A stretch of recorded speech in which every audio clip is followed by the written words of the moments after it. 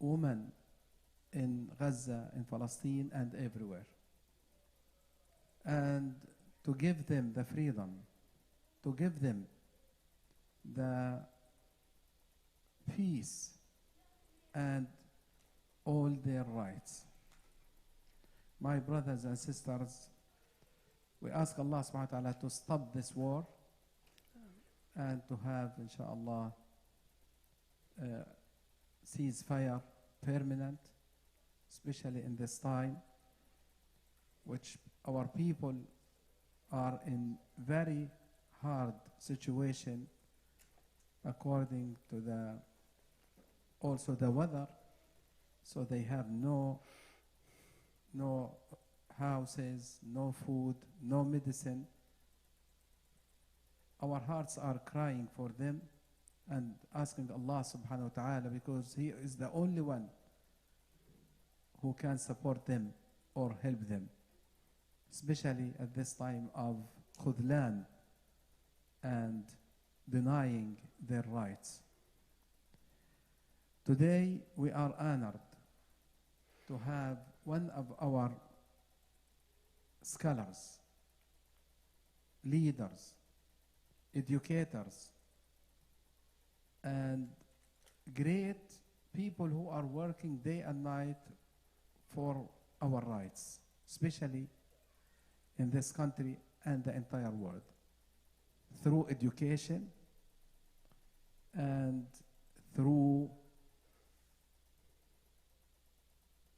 spreading the word among all people, Muslims and non-Muslims as well. It is an honor to have our beloved scholar, Dr. Hatem Bazian. Dr. Hatem Bazian is the chairman of Muslim Legal Fund and the chairman of MLF, Muslim Legal Fund Muslim of Legal America. Fund of America, and also AMP, American Muslim for Palestine. So he combined between two great organizations working for rights, human rights, and our rights here, and also our rights in Palestine and Gaza especially. It is an honor also to have him as the president of Manara College. May Allah bless you. Welcome. And we thank you very much for everything you have done and you do everywhere for our children, our sons, our brothers and sisters in the colleges and schools.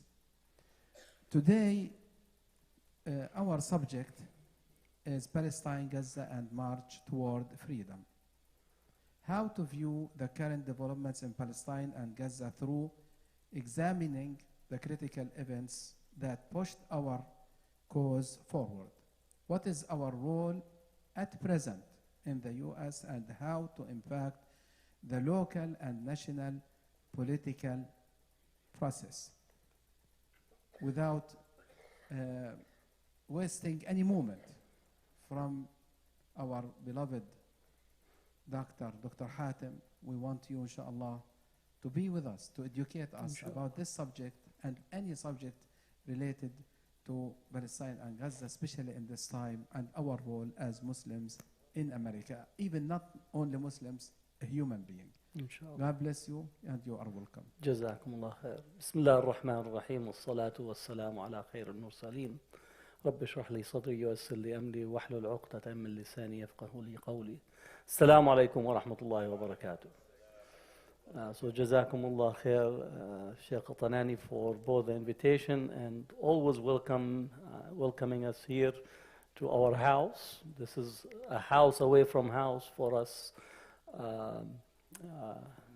both the mosque as well as the community in Paterson. And the fact that you have a Palestine street, that just had the cake for me, right? It's important for us when we talk about Palestine today in relations to Gaza and the West Bank and Palestine in general, to connect it to our work in this country, because they're not separated.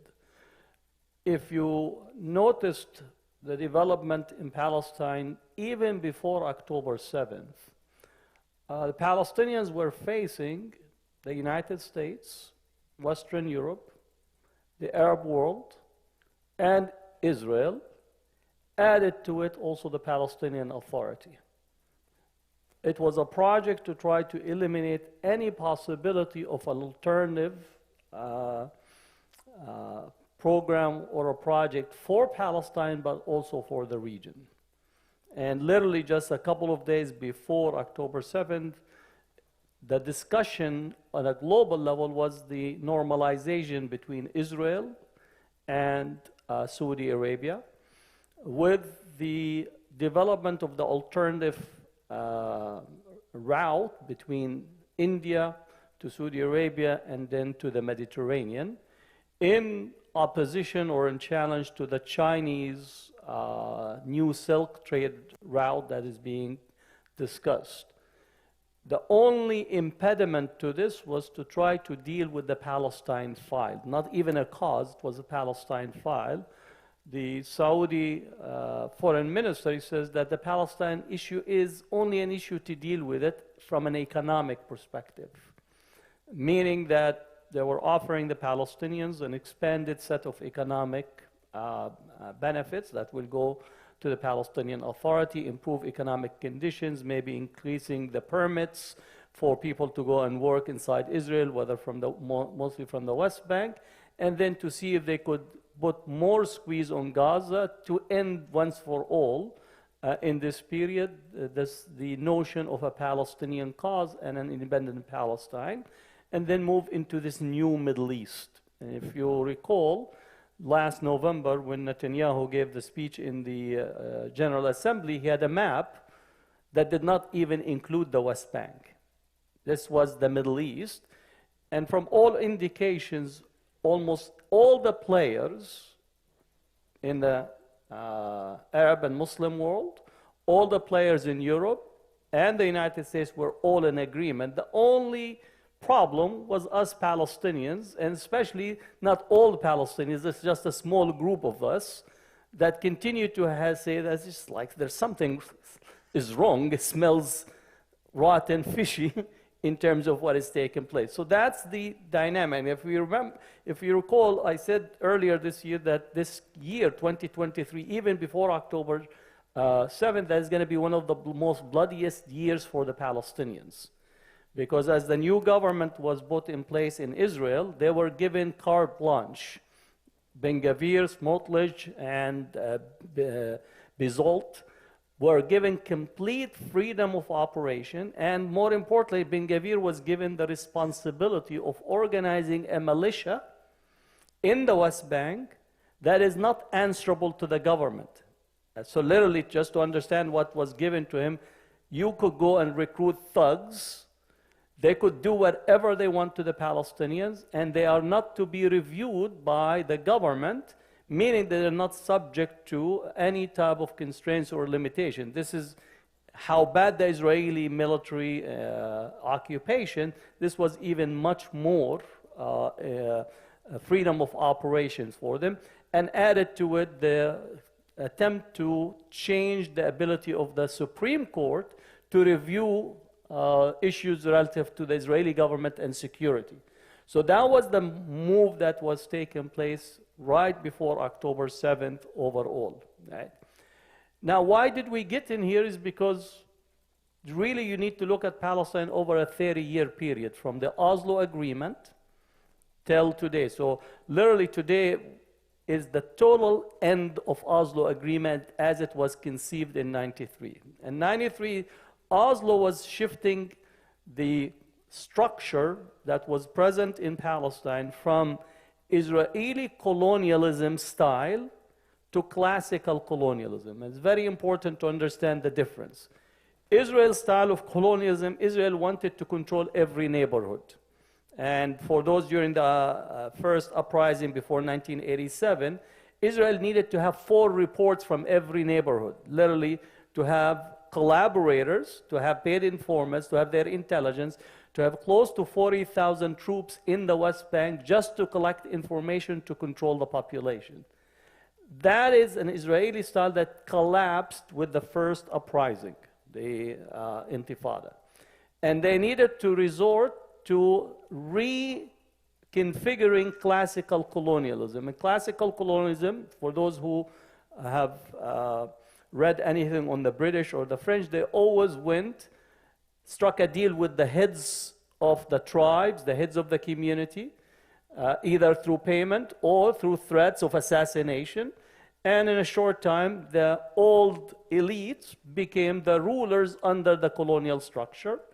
The British set up native courts where the elites can pretend that they're ruling over their population. So if you have a case, you go to these native courts. But in the background, the British officers were in total control of everything.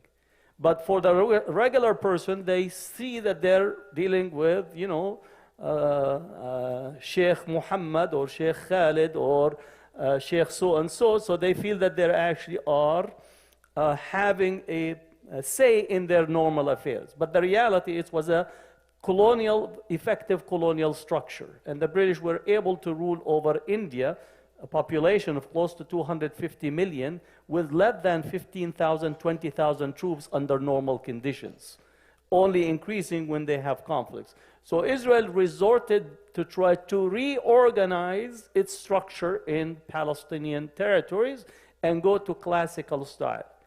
That's why they opted to go and strike a deal, Oslo deal, with the PLO. The PLO Oslo agreement was not a peace agreement. It was a security agreement. And literally, if you read the articles, there was nowhere in Oslo Israel says that we're occupying the Palestinians. It did not say that it's actually illegally present in there. It did not say that the settlements are illegal. It didn't say anything of substance other than to assign the Palestinians, right, from the PLO and became the Palestinian Authority in 1993, the responsibility of securing the settlements, which Hanan Ashrawi at the time says for the first time in the history of an occupied people that they are given the responsibility to protect their occupier from the population that they're occupying. Right? So that structure was put in place with a 5-year to try to discuss the final status negotiations. Now here's something that we need to remind people who constantly ask us and say that we're violent and so on. Well, I might be violent in different days, but often they ask you about Muslims being violent and so on. Oslo was actually came to an end with Baruch Goldstein, who attacked the Al-Ibrahimi Mosque in 1995 during the month of Ramadan, right, in Fajr prayer, killing 49 worshippers in the Ibrahimi Mosque and injuring 100. Baruch Goldstein is a follower of Kahana, Mayor Kahana, who's out here of New York area. Right? Following the Baruch Goldstein attack, we get the assassination of Rabin. Right? The assassination of Rabin was actually as a result of the agitation, taunting, and the attack that was carried out by Netanyahu, who at the time, during the election cycle, they had Rabin pictures all over Tel Aviv, Jerusalem, different places, and in the settlements dressed with the Palestinian kufiya, appearing to be like Yasser Arafat. They called him a traitor, right? Why? Because you need to know Netanyahu. Netanyahu comes from revisionist Zionism. Revisionist Zionism goes back to Vladimir Zhobotensky. As these are some things that we need to understand. Vladimir Zhobotensky understood what colonization means. Colonization is done and carried out by means of guns, weapons, killing, and violence. He understood this. Netanyahu's father is the editor of Zhobotensky's papers. Right? So he's the editor and so on. So Netanyahu is not going to do anything relative to a two-state solution or actually giving anything to the Palestinians, because for him, he feels not only his father will go what you call rotating in the graves, but Zhobotensky likewise will be rotating the grave that will create alternative energy for Earth. Right? So Netanyahu was committed specifically to prevent any type of concession, land concession, even an expanded autonomy.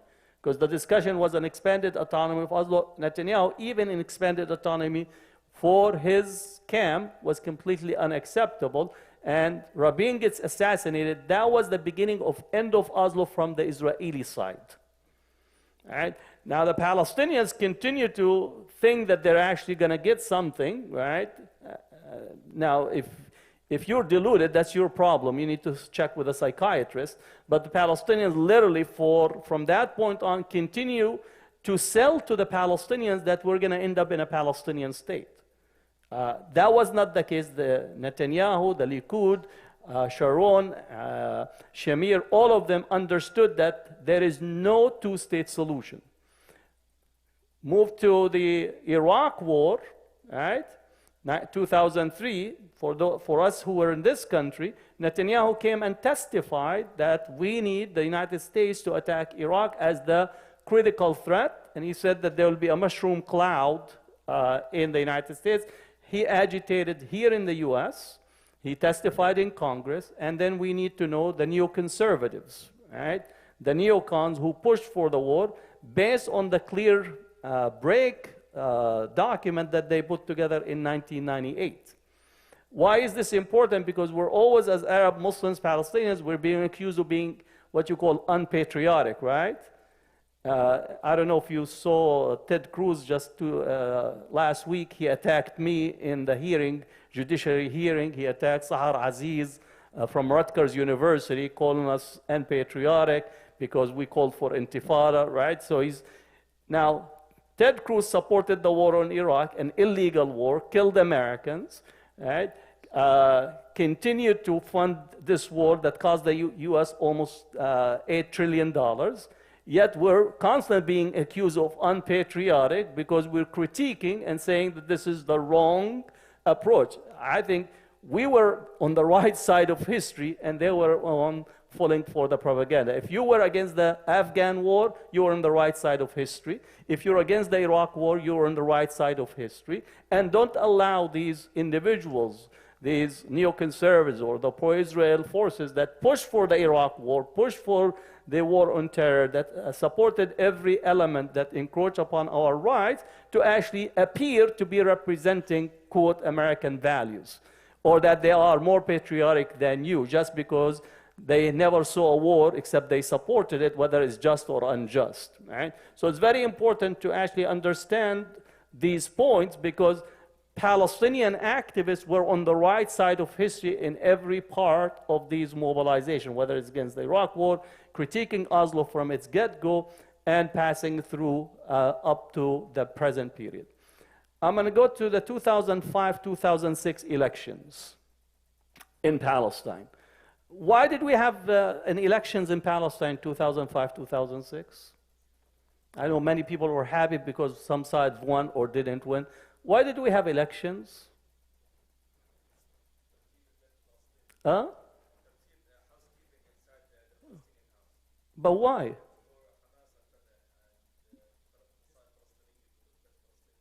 Okay, so they wanted to remodel the Palestinian political house. لا أتكلم بالعربي. I'll translate for you if you need.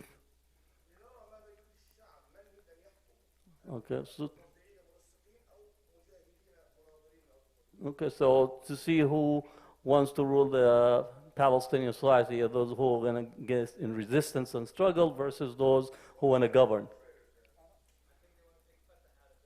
Take Fatah out of Gaza. Okay, now.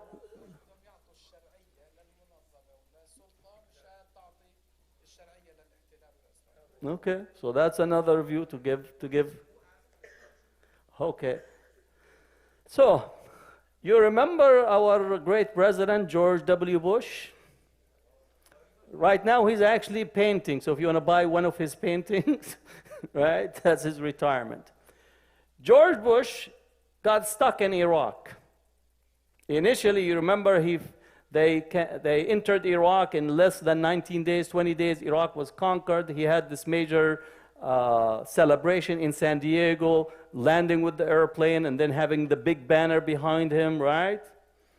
So that was, and literally few weeks after, the whole rebellion in Iraq blew up in his face, and he was preparing for his own elections for the second term.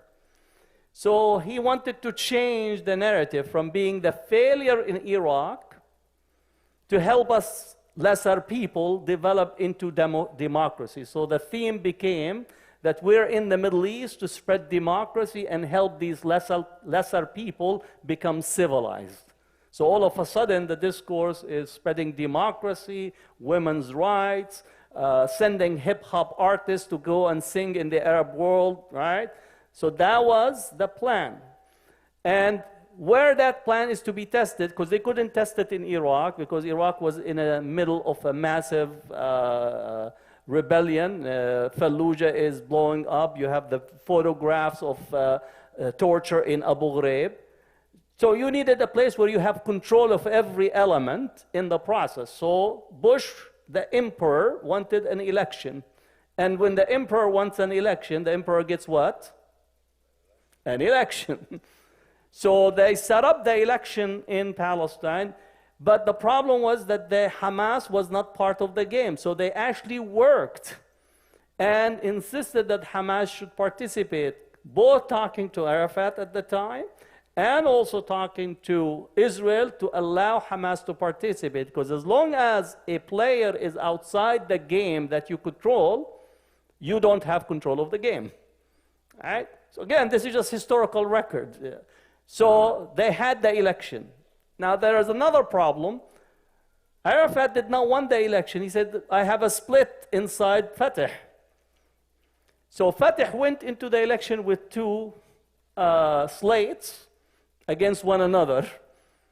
And the result of the election is that Hamas won by 2/3.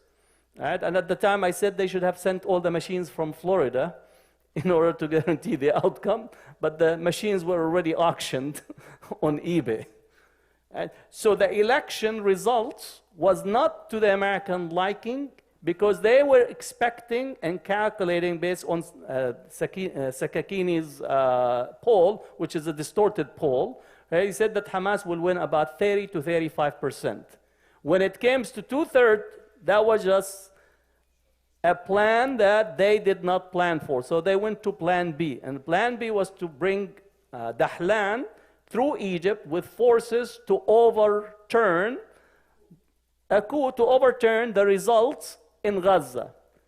And in that, Hamas was able to actually undo what the plan of the United States, Israel at the time, and we get into the two governments, the West Bank and the Gaza. So at the essence of it, it was the failure of US policy based on trying to clean the record of a president that wanted to run for election to appear that he is promoting democracy, freedom, and so on at a time where he's facing a stiff resistance, and to make Iraq on the backside, because everybody wants to appear to be brought peace to the Holy Land, right? And that's like, you could put that on your resume and you could take it up to heaven, right? So that was Bush, what he did, and the result is the election.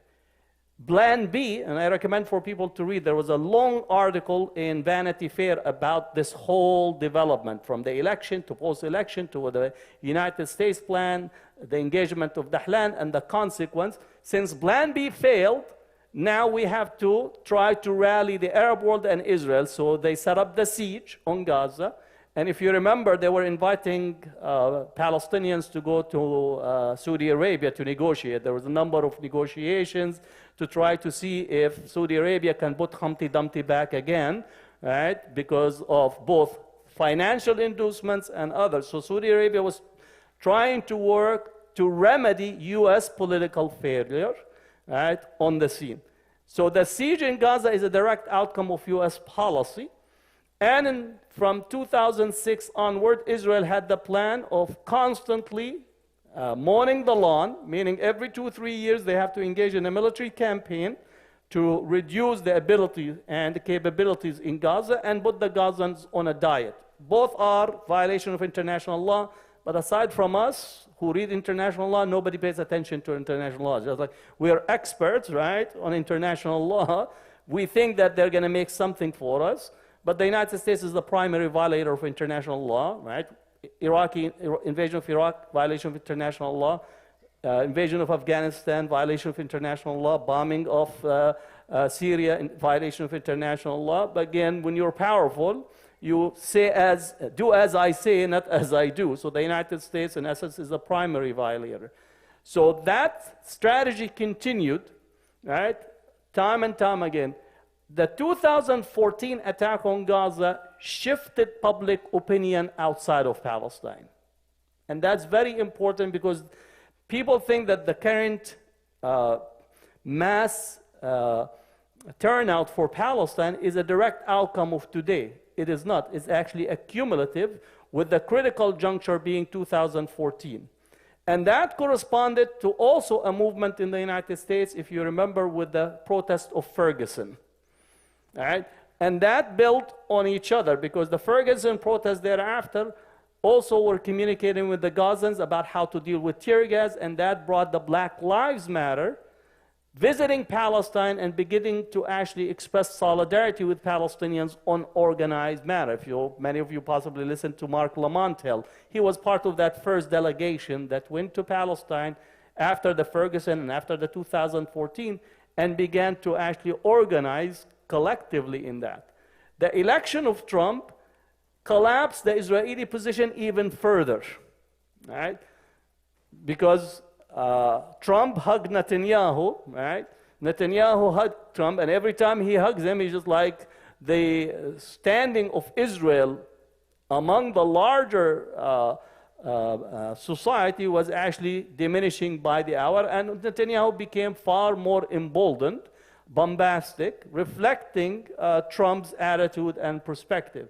So that's, you could see in here the changes that takes place. By that time, U.S. colleges were decisively pro-Palestinian. So the shift actually was tremendous. Today, most U.S. colleges, I would say with estimates range between 60% to a high of 70 to 75% support for Palestine.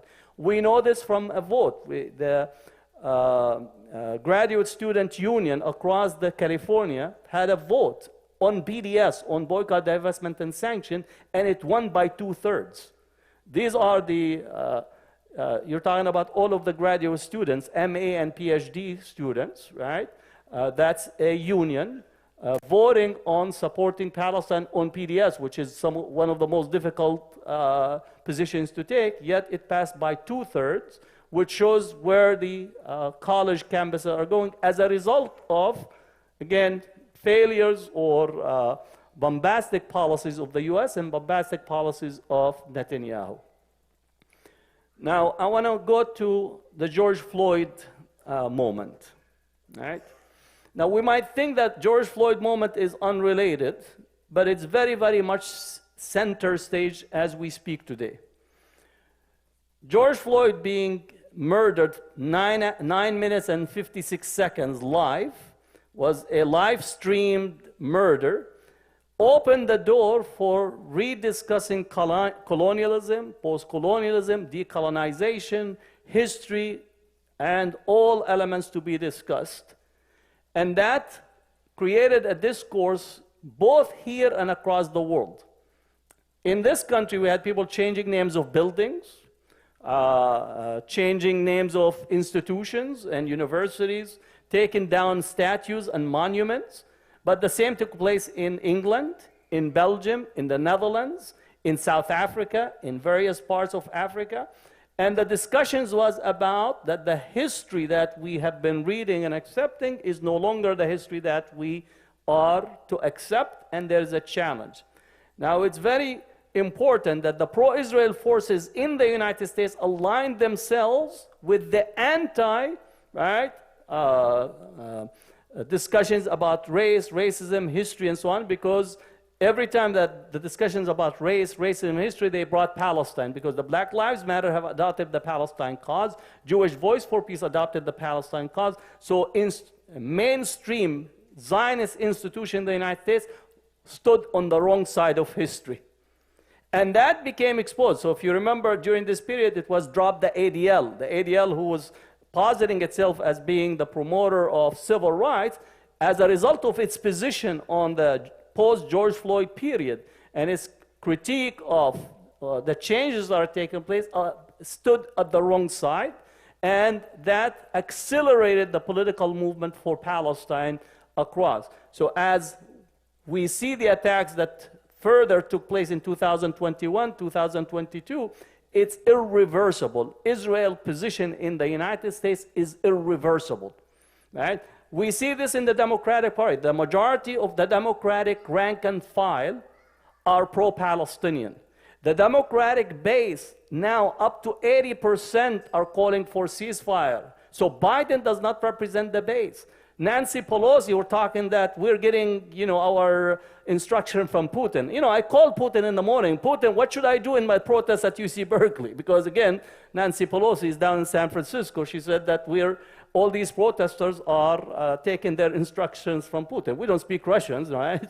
So, but this is a way they can't deal with the changes that are taking place, right, from Nancy Pelosi and others. So they try to demonize, try to divert. The next day, there were protesters from JVP, AMP, and Code Pink. She said to people who are protesting outside her house, go to China. I said, thank you.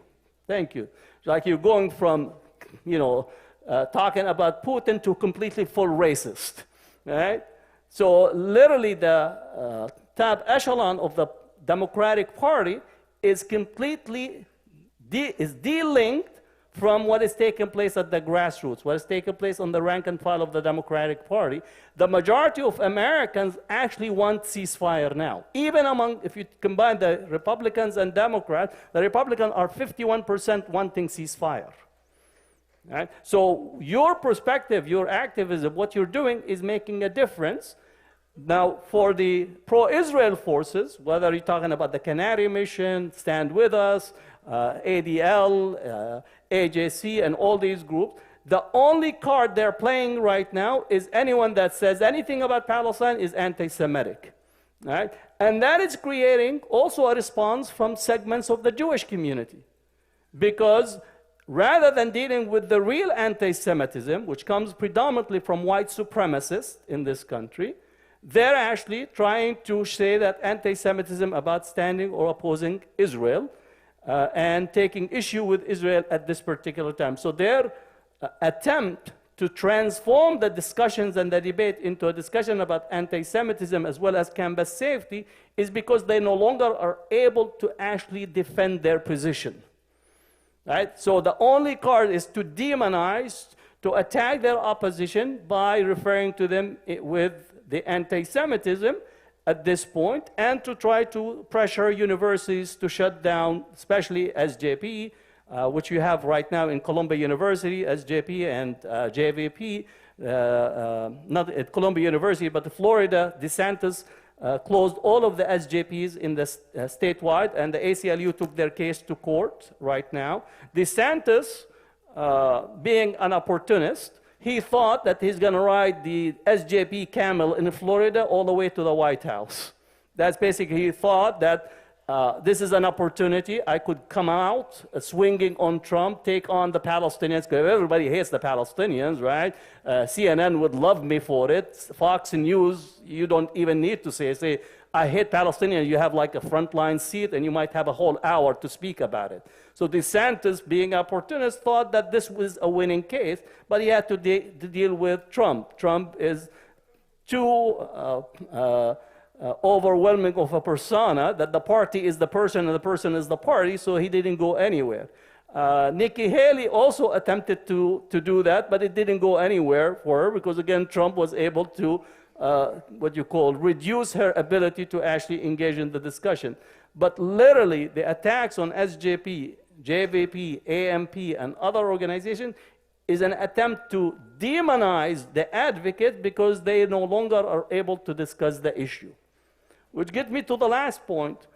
The reason that we are at this critical stage in here is because we mobilize like never before.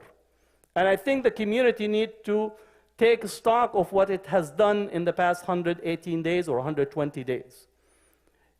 People have been mobilized for 120 days non-stop. It's very difficult to organize a rally once a week or once a month. But you're talking about people organizing rally almost every day. showing up to city councils. I know that Muslims never showed up to the city council unless they're serving falafel or knafa, right? We never attended any city council. We didn't even know what city council member in our district. We possibly knew who's the city council in Ramallah, right? More than knowing which person actually in our city council. But people are showing to the city council, emailing daily, calling daily, going to the Congress, blocking freeways, blocking the airports, blocking bridges, right? Going into corporate offices, shutting down train stations, right? That tells you that people consciousness have shifted and they're no longer accepting to be pliant, and that should be celebrated by the community.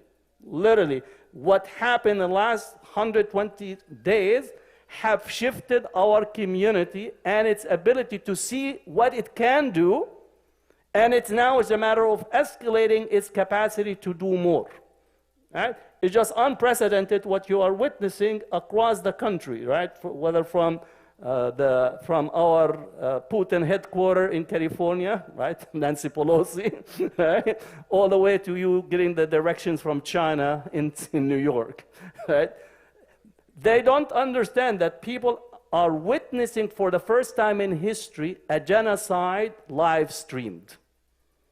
That's the outcome, is that you're seeing a genocide live stream. For those who are accustomed to old politics, they can't understand what is taking place. Again, I don't feel sorry for them. That's their problem. I'm not going to sit in here and say, oh, poor Biden, he's not going to get a second term. Oh, I'm so traumatized, right? Oh, poor Nancy Pelosi, she's no longer going to have a hot latte at Starbucks. Right? That's not my problem, is to solve their issues. They need to gain our votes. And that's also a shift in our political attitude. We think that when the politicians come, we're so excited that they come and visit. No, you should actually feel that they owe you that visit because they need to gain your vote.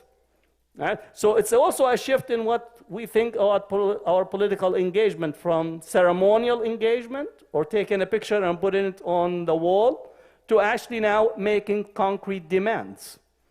Right? So yesterday, if you saw the news, Biden said that he is going to sanction, mashallah, 4 settlers. Oh, I was so happy I couldn't sleep. I was going to actually invite people to have a celebration that 4 settlers, right, are going to be sanctioned. The reason he did this is because he was going to Michigan. And the Arabs in Michigan, Arabs, Muslims, Palestinians, refused to meet with him. Right? So all the key leaders in Michigan refused to meet with him. He still found few Arabs, right? You always can find few Arabs, right? I could also go downstairs and find you few Arabs. It's not a matter, it's what Arabs are in the meeting and who can mobilize the community. So he needed to give something. So he gave the least thing that he could offer, which is sanctioning these 4 settlers. I have better ideas. Why don't you, if you want to go to Michigan and win, right? Why don't you stand up and say, I recognize an independent sovereign Palestinian state, and stop.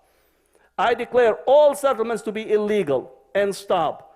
I call for the removal of all the illegal settlers in the West Bank, 700,000 of them, and stop. I declare any product that comes from the settlements that comes to the United States to be illegal and will be confiscated at the border because it's originated from an illegal settlement. Okay? I will also say, if you want to have the Arab, Palestinian, Muslim vote, that you will actually immediately remove all of the settlements from the SWIFT process. Again, we knew the SWIFT when Russia went into Ukraine. Overnight, Russia was dropped from the SWIFT, which allows you to do the financial transactions. So if you want to think that you want the Arab vote in Michigan, which you cannot win, the Democrats cannot win Michigan without the Arabs. Trump won Michigan by 10,000 votes, right? You could get 10,000 votes in one Arab wedding in Michigan, right? Literally, one Arab wedding is 10,000 votes. 2 weddings, that's it, we'll seal it. Hillary Clinton did not campaign in Michigan in 2016. Trump did, and that's how he won. And some other people decided not to go out and vote, and that's how the Republicans won Michigan. So if Biden wants to win Michigan, here's our demands. All right? Just standing up and say, Assalamu alaikum, I love Eid and I love Ramadan, does not do it. We are in a genocide, and genocide have certain conditions that you need to apply, and the same applies for Muslims and Arab Palestinians in Georgia, with many of the activists. A large impact on the elections in Georgia in 2020. Same thing in Minnesota, here in New Jersey, in Pennsylvania, Illinois. So we have critical places where Muslims are the decisive vote.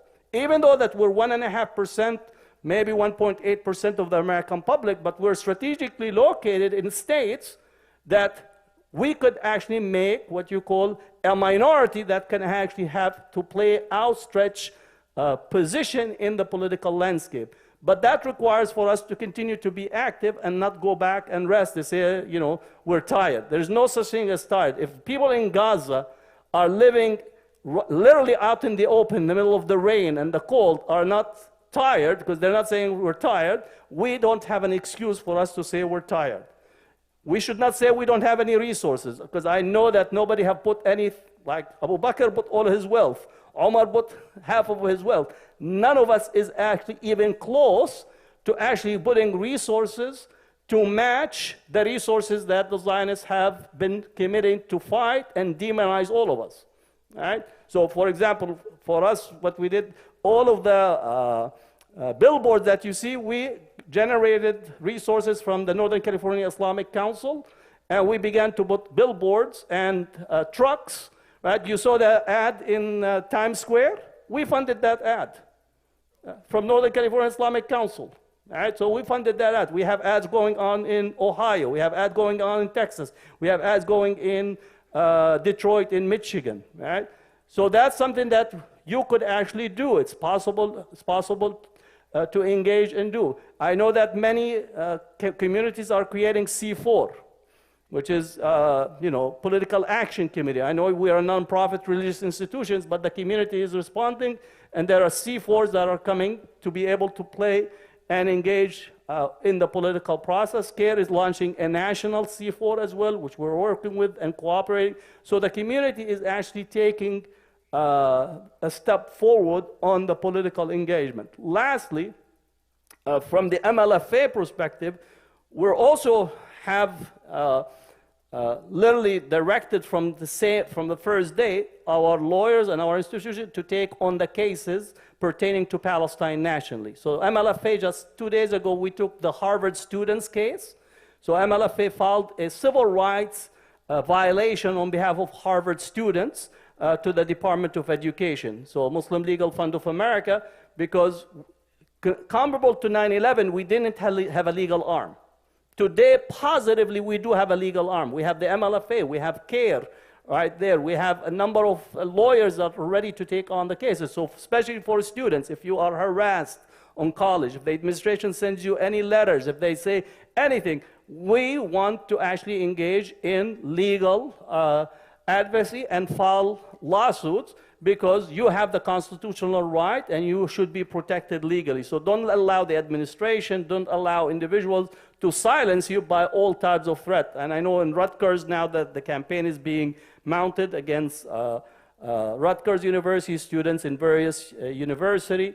So what we want to make sure that our community knows that we have legal battle and legal arms in order to file cases and also defend individuals. If you're at the job, we have lawyers to deal with you in relation to your job. If somebody is harassing you because you're expressing Palestine issues, or they're bringing you into HR to say why you're saying this, while on the other side, the Israeli employee is actually saying, donate to help the Israeli Defense Force. Right? So on the one hand, somebody sending support to a military that is being plausibly charged with genocide in the International Court of Justice, while you're saying, ceasefire is you're being called into HR. So we want to have lawyers with you that will actually advocate and speak on your behalf. So these are where the front line here in this country is as important, if not. I believe Joe Biden, Genocide Joe, has the ability to pick up the phone and stop the war this morning. I believe that he has the capacity and he has that power. Israel, without the military bridge and the support of the United States, can't last in its attack on the Palestinians more than a week or two. And therefore, we need to understand our role in here. And I know some of us are so preoccupied with watching Al Jazeera as if we're watching a movie and not realizing that the decision making in this country is what makes possible for us to sit down and watch that movie. All right? So that's the type of commitment that we want people to understand and to encourage, again, our young people in the universities, people who are advocating, the different organizations are working, support them, and don't take no for an answer. It is our money that is funding the bombs that are being thrown on Gaza. Let that sit in. So if you see the babies, pictures of the babies, it's your money and my money. It's your taxes and my taxes. It's your congressman and my congressman. It's your senator and my senator. It's your governor and my governor. It's your city council and my city council.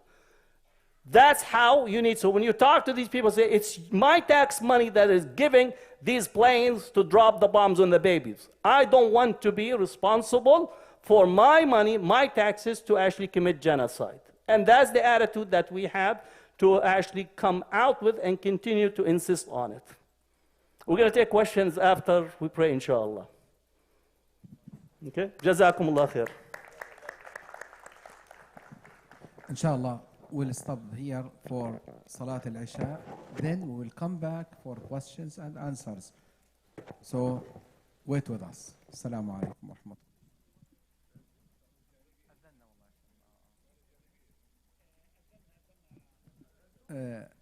نصلي في القاعة الجانبية إن شاء الله. أخواتنا في قاعة المصلى النساء إن شاء الله في القاعة الجانبية.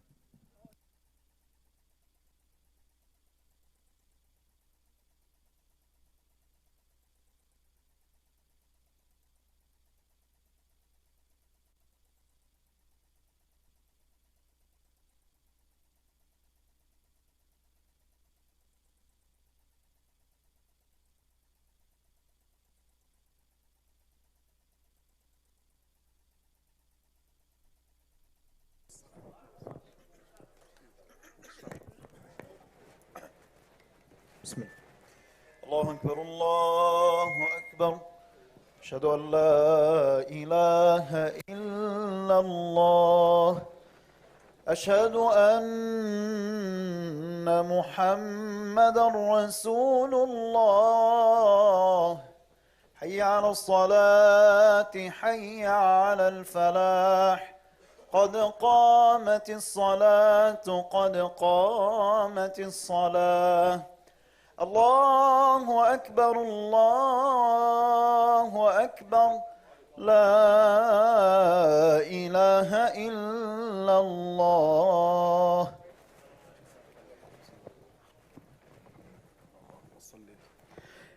استووا يرحمكم الله. استقيموا أثابكم الله. الله أكبر.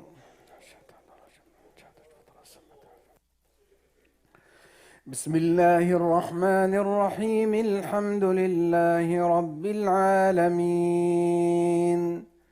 الرحمن الرحيم مالك يوم الدين. إياك نعبد وإياك نستعين. اهدنا الصراط المستقيم. صراط الذين أنعمت عليهم غير المغضوب عليهم ولا الضالين.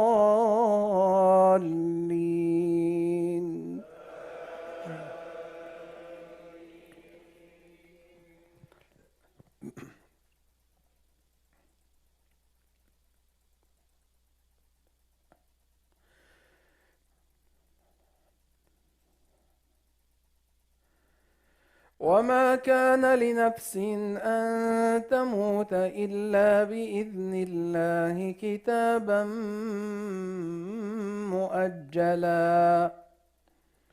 ومن يرد ثواب الدنيا نؤته منها ومن يرد ثواب الآخرة نؤته منها وسنجزي الشاكرين.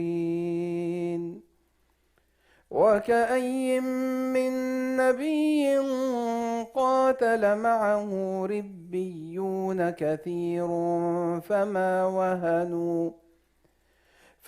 وهنوا لما أصابهم في سبيل الله وما ضعفوا وما استكانوا والله يحب الصابرين.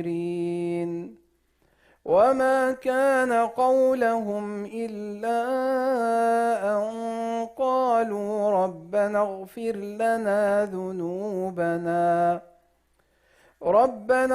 لنا ذنوبنا وإسرافنا في أمرنا وثبت أقدامنا وانصرنا على القوم الكافرين. فآتاهم الله ثواب الدنيا وحسن ثواب الآخرة والله يحب المحسنين. الله أكبر.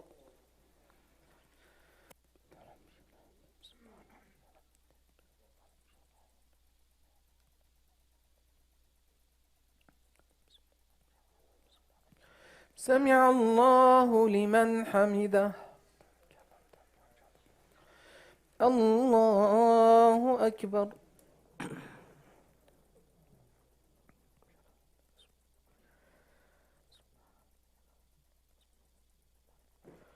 الله أكبر. الله أكبر.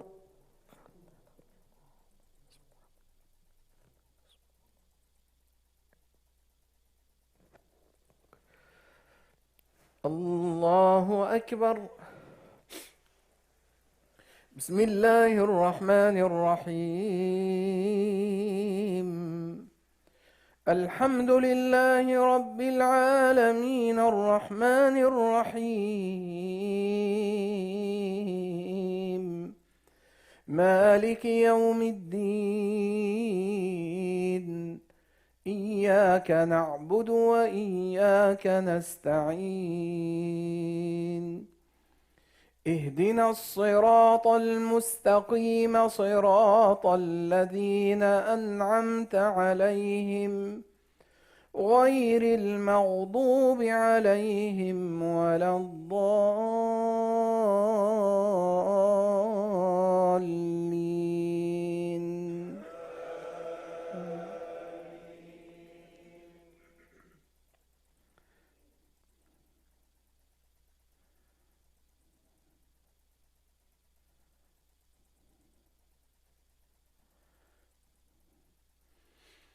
إن الذين فتنوا المؤمنين والمؤمنات ثم لم يتوبوا فلهم عذاب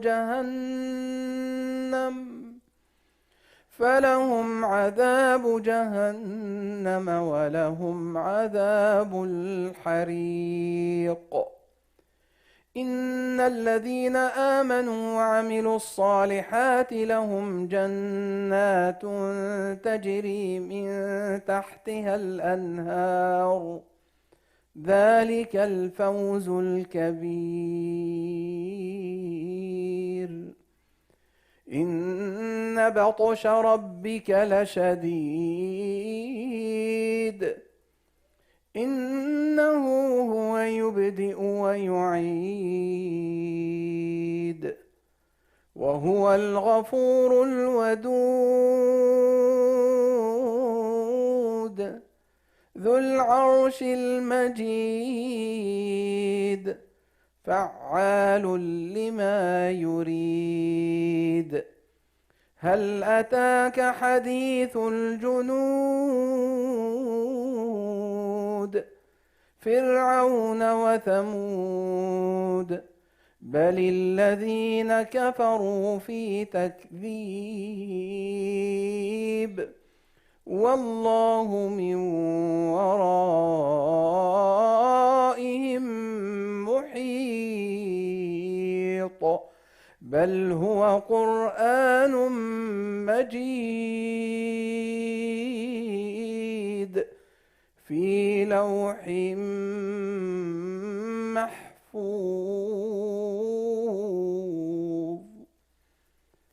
الله أكبر.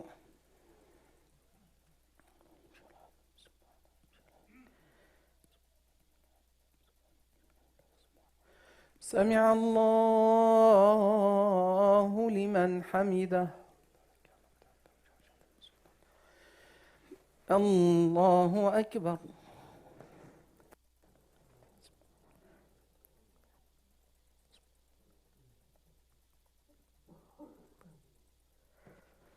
الله أكبر.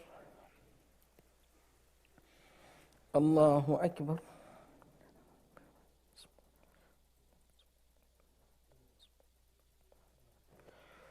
الله أكبر.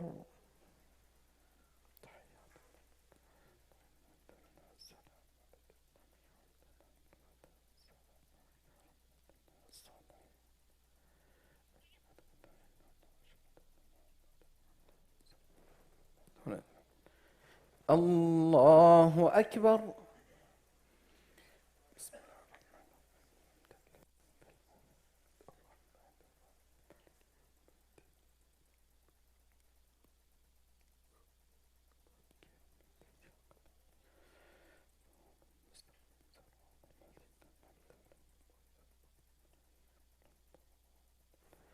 الله أكبر.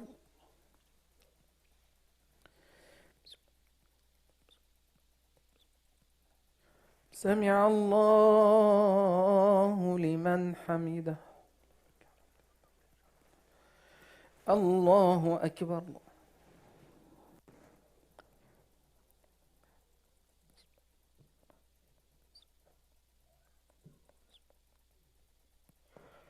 الله الله أكبر.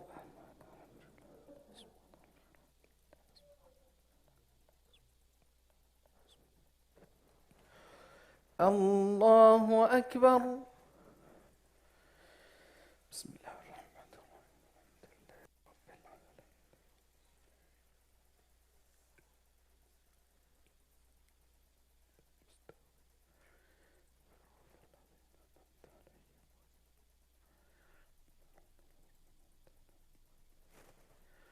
الله أكبر.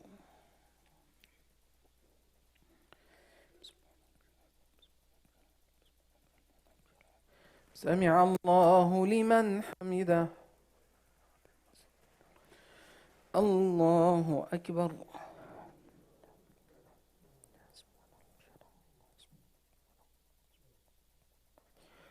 الله أكبر. الله أكبر.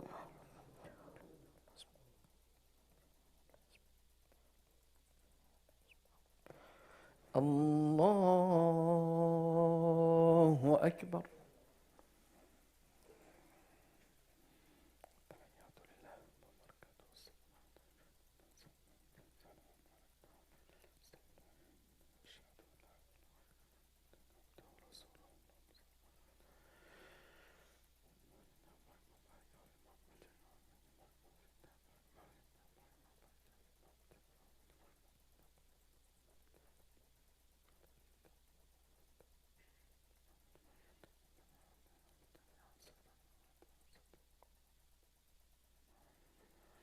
السلام عليكم ورحمة الله.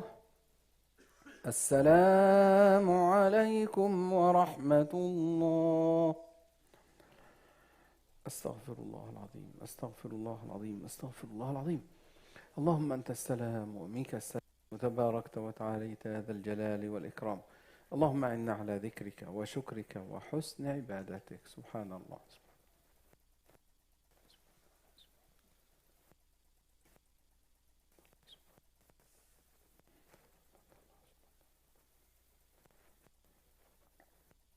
الله.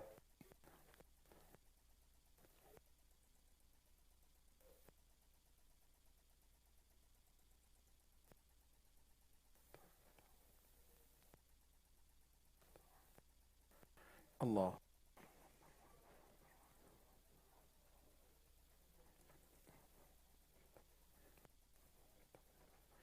لا إله إلا الله وحده لا شريك له، له الملك وله الحمد، يحيي ويميت وعلى كل شيء قدير. Inshallah we'll give you 5 minutes inshallah to if you want to pray Salat al-Sunnah, and we'll go back inshallah for questions and answers with our beloved Dr. Hatem Bazian. May Allah subhanahu wa ta'ala bless you all and bless your time. So give us inshallah 5 minutes and we'll start right away بإذن الله. جزاكم الله خير.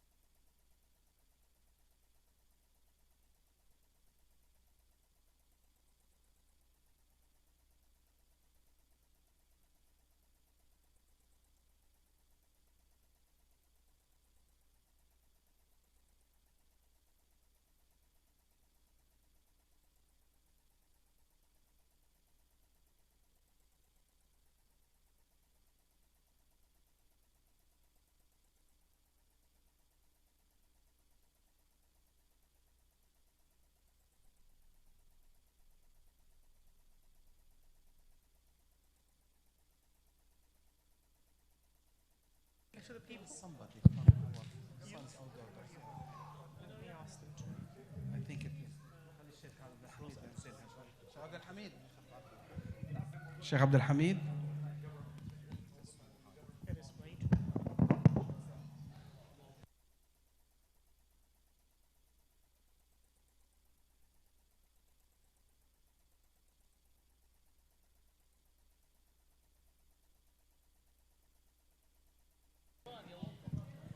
Okay, so I'm gonna. Assalamu alaikum. So please, if you finish your salah, be seated. جزاكم الله خير. يلا شيخ علي. يلا محمد.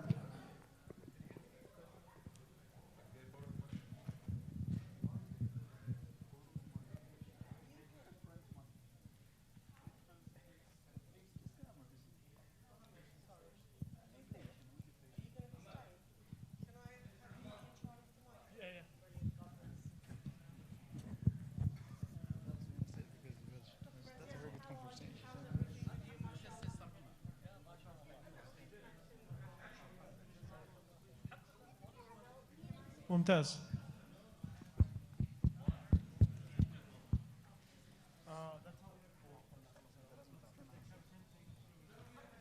Test.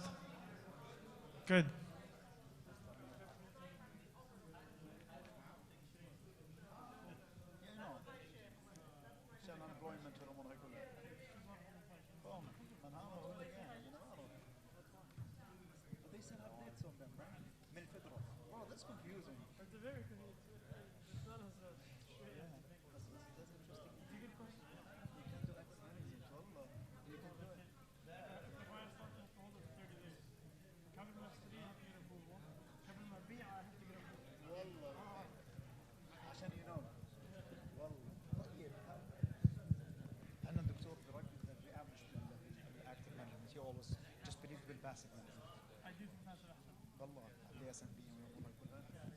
بسم الله.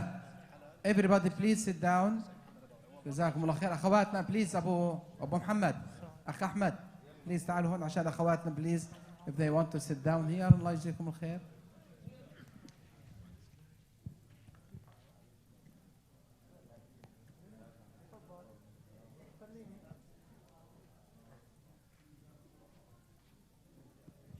We have very important questions, inshallah, and it will be very, very beneficial to listen to our beloved scholar, Dr. Hatem, especially in this field, to learn how to activate Muslims in this country, to activate ourselves, to be very active, especially our children, our young men and women.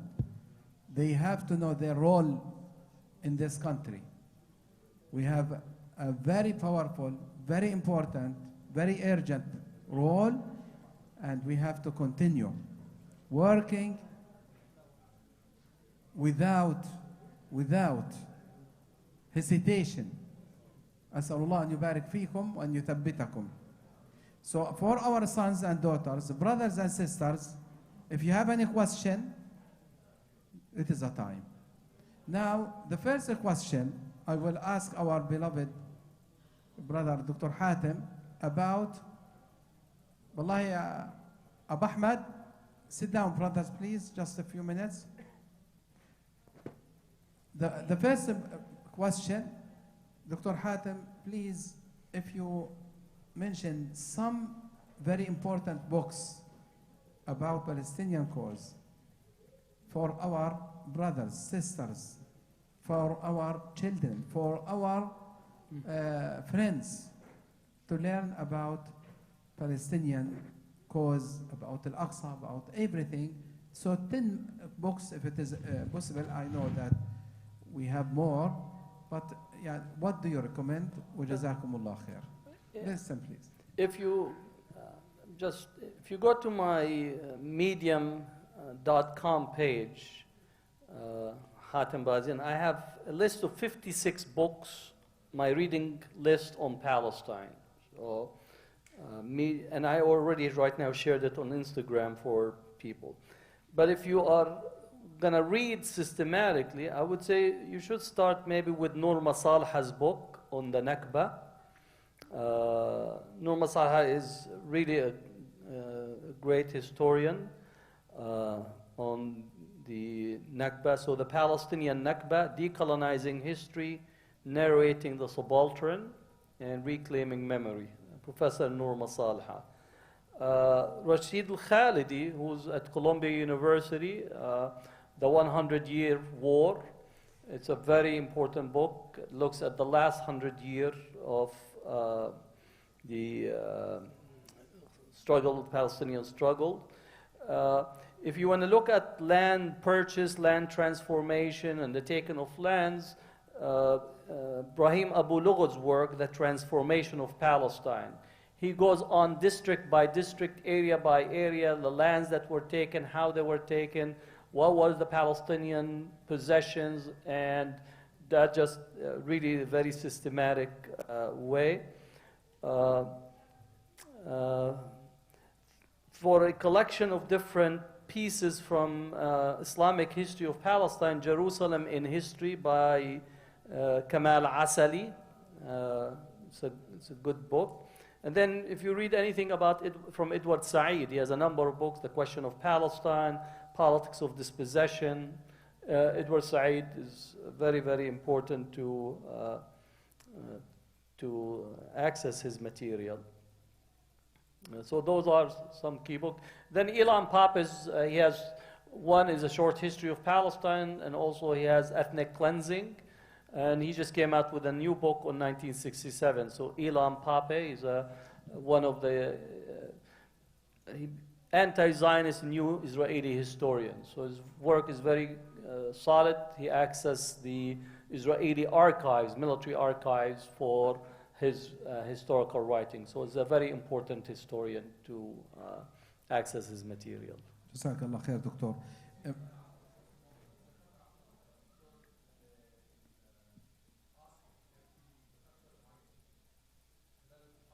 Yes. No, not the Oslo Accord. Talk about the 2005-2006 election. It's Vanity Fair article. I could pull it up for you right now while somebody else asks another question. I have it on. Let's give you the full.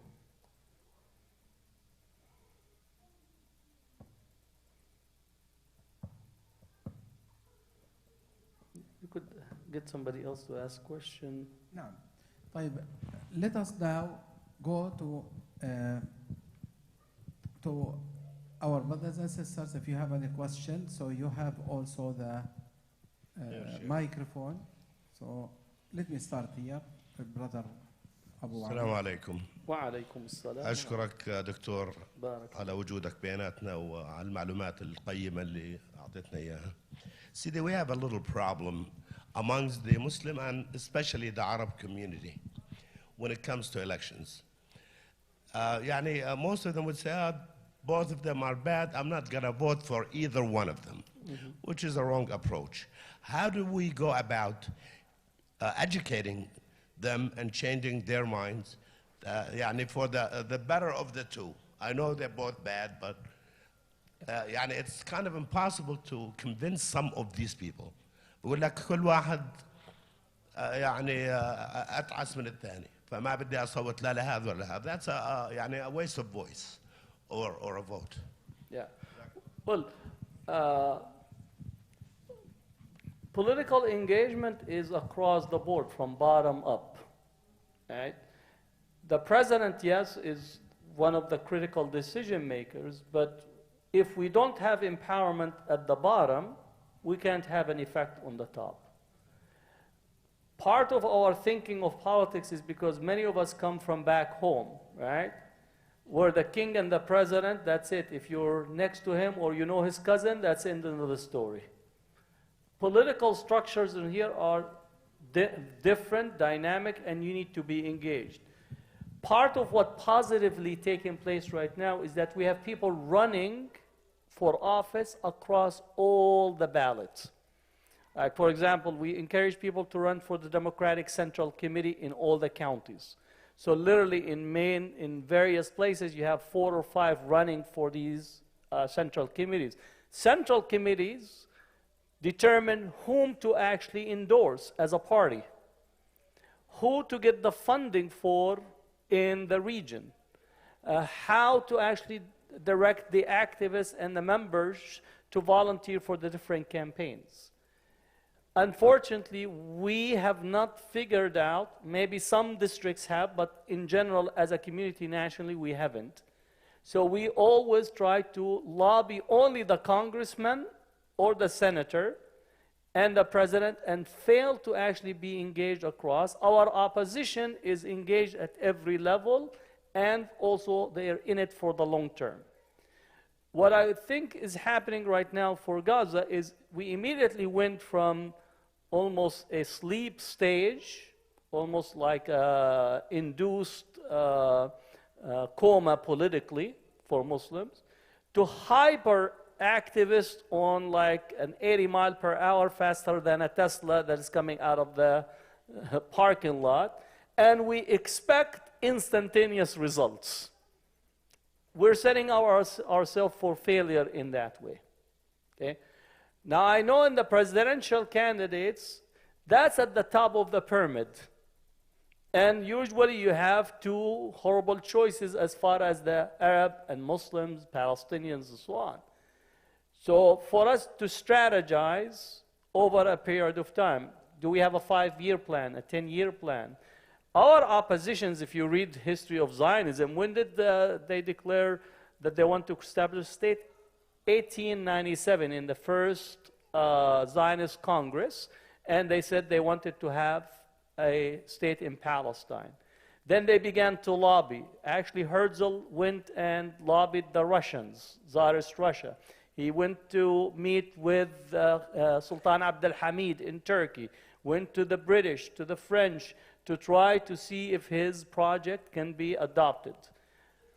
2007, 1917, November 2nd, 1917, the Balfour Declaration gets issued, a paper, a promise from Great Britain. All right, so a period of time. From that time, you get to 1948. So literally, you're talking about a 50-year project. Something for us to also understand, and Muslims in here. The Jewish community in the early 1920s in the United States and all the way up to the civil rights movements was facing tremendous anti-Semitism.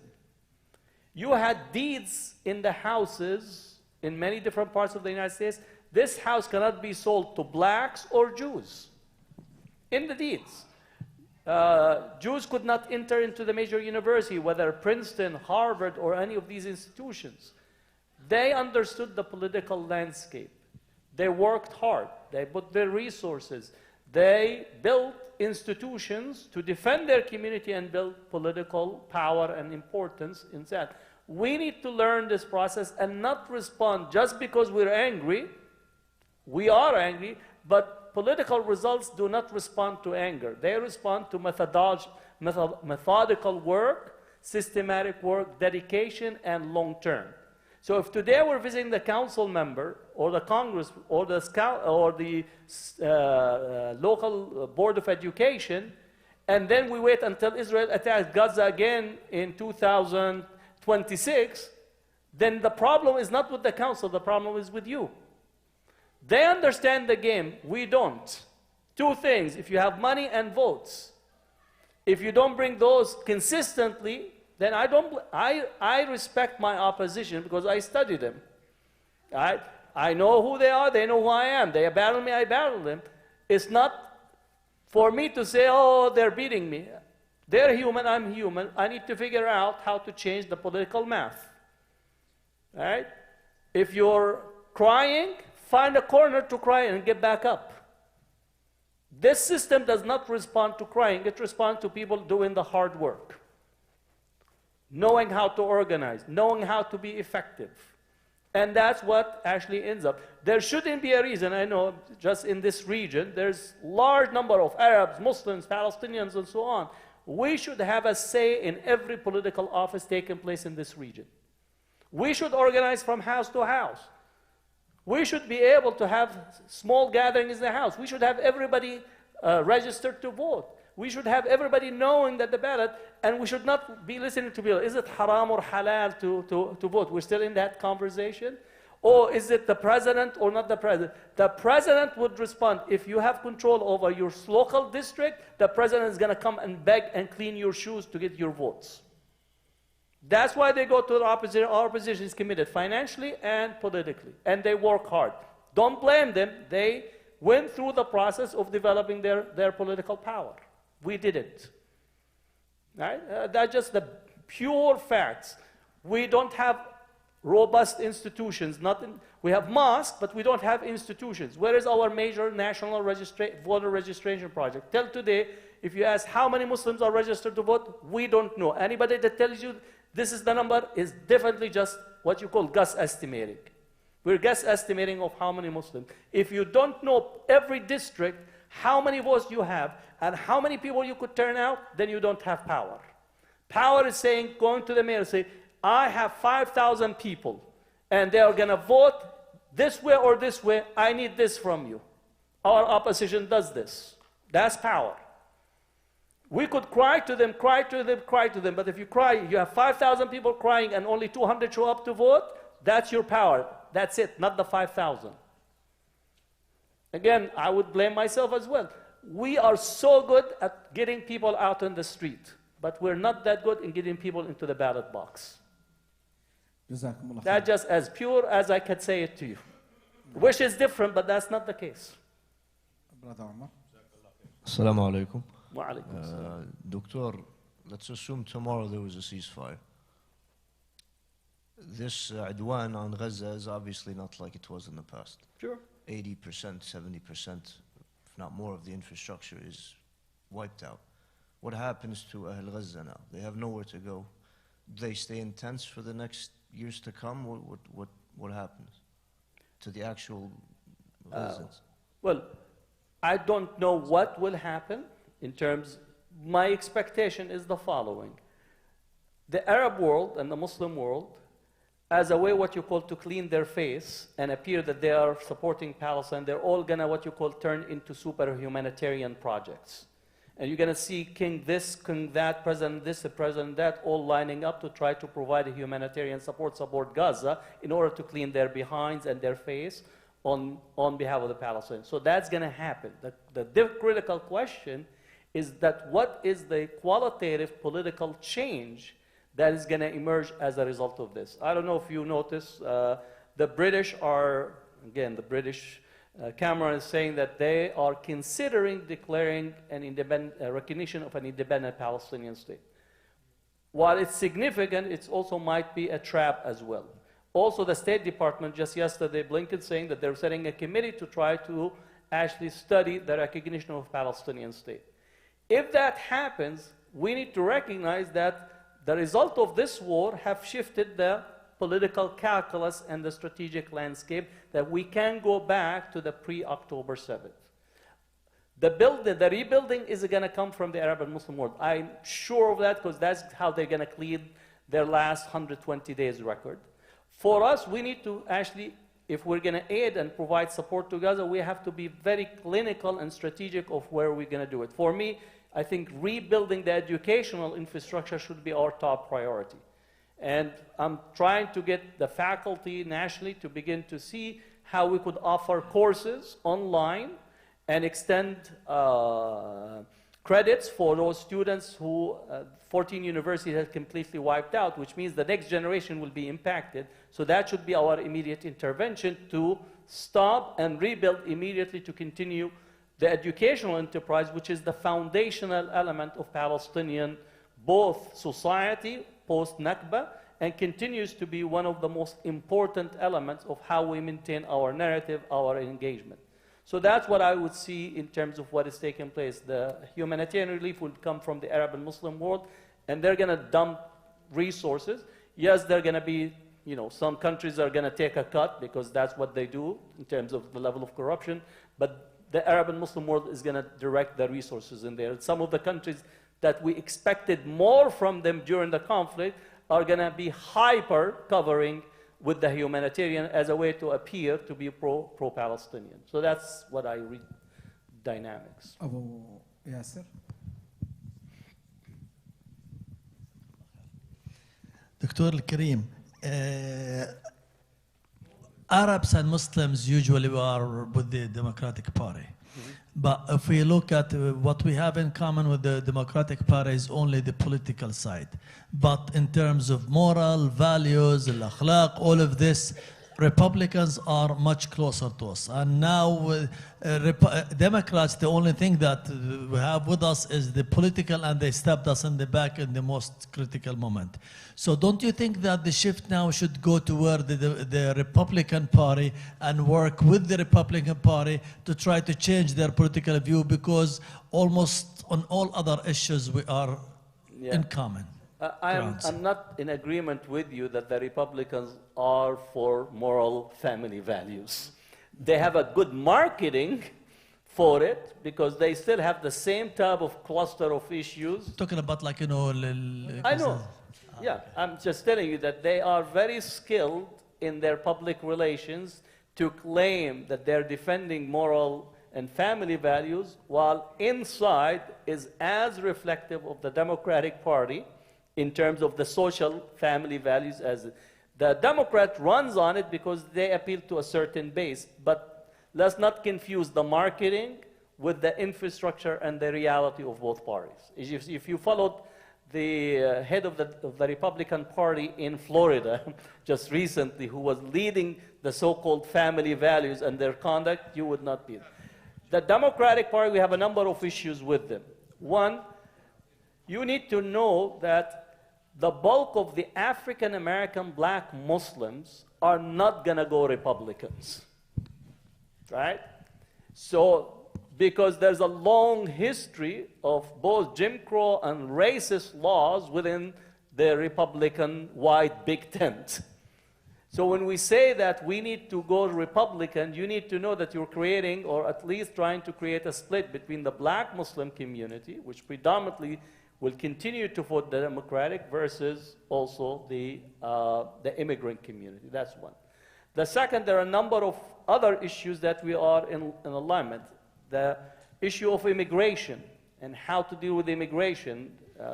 If you notice, Trump and also the Congress, yesterday the Republican majority Congress just passed a law that directly attacks the Palestinians, and that they will not be included in any type of policy to admit them into the country. On the one hand, they're supporting Israel and the right wing, kicking the Palestinians out through what you call voluntary ethnic cleansing. On the other hand, in here, locking up the border for us to come in. So that's an important piece. Democrats are not supporting this, so that's directly, even though we might not see it as a Palestine-Israel, it actually plays into the Palestine-Israel issue. Third, on the economic front, definitely we have different priorities with the Republicans versus the Democrats, right? I still believe that the social net that is broadly within the Democratic Party is much, much better than trickle-down economics of the Republicans. Huh? How? No. See, I'm talking about a Democratic Party. The grassroots of the Democratic Party are with you. 88% is with you. Change takes time.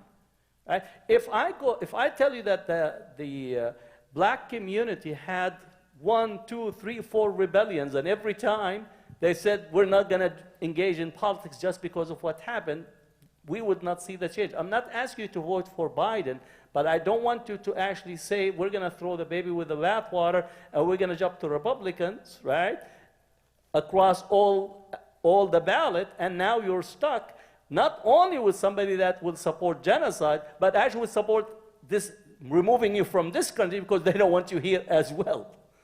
So you see that it's not a zero-sum game. We cannot afford for us to engage politically in a zero-sum game. Either you take my position, or that's it, I'm leaving. I say, go ahead, leave. Politics is not that type. Politics is engaging in what is possible, right, in the middle of impossible decisions. So what we need, I'm not asking you that this is the only way for us to vote, but to understand, saying we're going to abandon the Democratic Party in totality is a non-starting position for the Muslims as a group. The Republicans are in completely, as a party, is completely different way in their antagonism to Muslims in this country and Muslims abroad. So that's where I see it.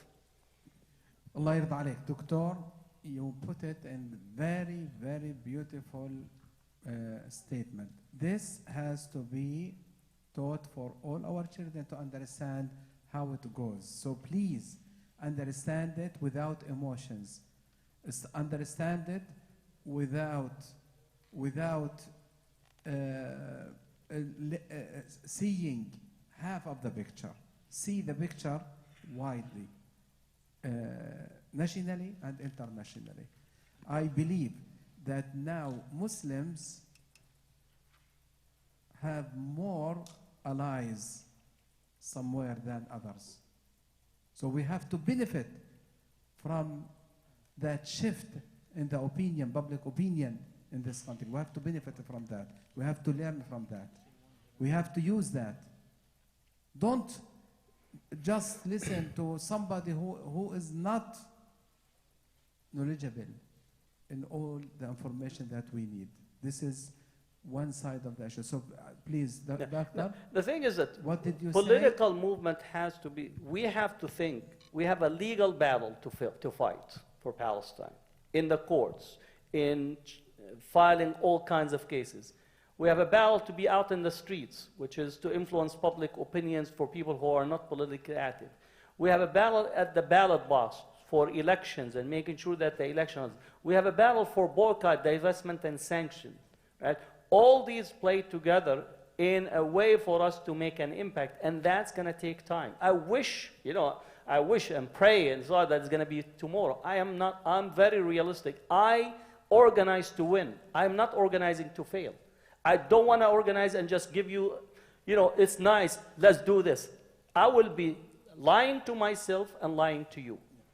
We need to organize like we have never organized before.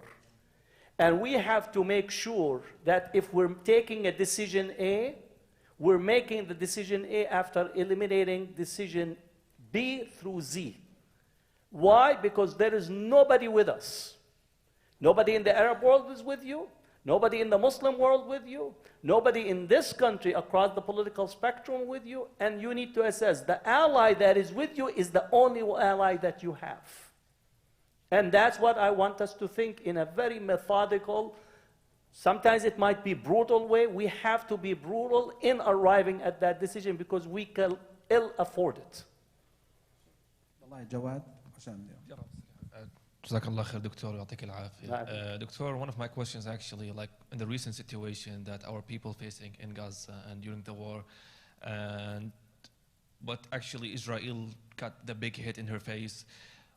Some of the people actually, they were talking about the two-state solution. Would you think if the two-state solution was a recent solution, like it's going to be a long-term solution or a temporary solution? And if it was a long-term solution, how would this actually impact the state of Israel? All those questions, again, it's what you call is projecting in, crystal ball. The two-state solution was dead, is buried. They're attempting to revive it somehow.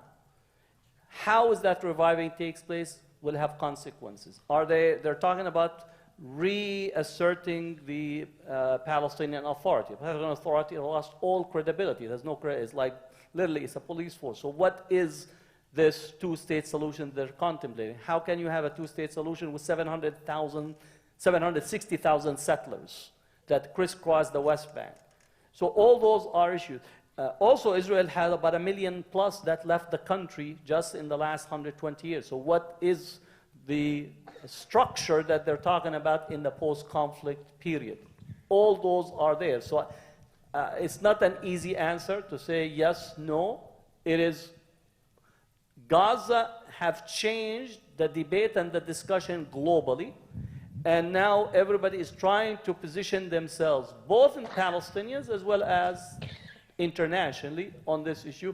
And the discussion about two-state solution is now being reintroduced, whether in the UK, the United States, and in most sense also Saudi Arabia, because Saudi Arabia لها تلتين الخاطر تتجوز without even a dowry, but it's all standing on the development in Gaza that is taking place. So that's where we are at this point, and I cannot give you what will happen relative to the steps that are taking place. But we cannot go back to the pre-October 7th landscape, and that's the critical issue that is confronting us. Inshallah, the last 2 questions, and inshallah, brother, 3 questions. Inshallah, and we'll finish. Brother Amir, brother inshallah Muhammad, then brother Ali, and inshallah we'll make inshallah finish with dua. السلام عليكم ورحمة الله وبركاته. دكتور، يعني في البداية على تعليق على two state solution، أنا طبعا ضد هذا الموضوع جملة وتفصيلا. هي فلسطين من النهر إلى البحر، وليس من حقي أبدا أن أتفاوض مع العدو الصهيوني على أرض من حق واحد لاجئ في لبنان أو في الأردن أو في مخيمات الشتات. ليس من حقي أن أفاوض على هذا رقم واحد. رقم السؤال، عندي سؤال في شقين. يعني السؤال الأول هو من انتخب، أو خلينا نقول السؤال لحضرتك أول شيء.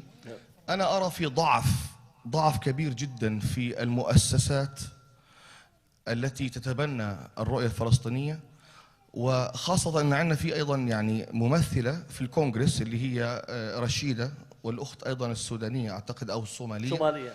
فأعتقد في يعني متى سنتحرك تحرك جدي بعد هذا القتل والذبح والتدمير وإلى آخره، ليفهم هذا النظام المجرم اللي هو نظام بايدن، من يقتل أبنائنا وأطفالنا الآن، بأنه يعني الفلسطينيين ومن يدعم هذه القضية الآن في موقف يعني خلص يعني جدي. لأنه إلى متى سنسكت، أو إلى متى نطلع مظاهرات خاصة ونروح البيت؟ واحد كتب امبارح شغلة على الفيسبوك عجبتني، قال إحنا صرنا زي النمل، نطلع نجيب أكل ونرجع على الدار. وفي نفس الوقت في ناس يعني معتصمين باب بيت بلينكن في المطر، وهم أمريكان، ليسوا منا وليسوا من عقيدتنا وليسوا من ديننا. يعني متى ستتحرك هذه المؤسسات وهذه الشخصيات اللي في الدولة يعني في الكونغرس لنقول لهذا النظام كفى فقط، يعني كفى ذبح في شعبنا الفلسطيني. الشق الثاني، أنا كوني انتخبت طبعا كل من انتخب بايدن فقط ليخرج هذا ترامب من البيت الأبيض، فلهذا السبب احنا انتخبنا بايدن. هل علي أنا وزر وذنب؟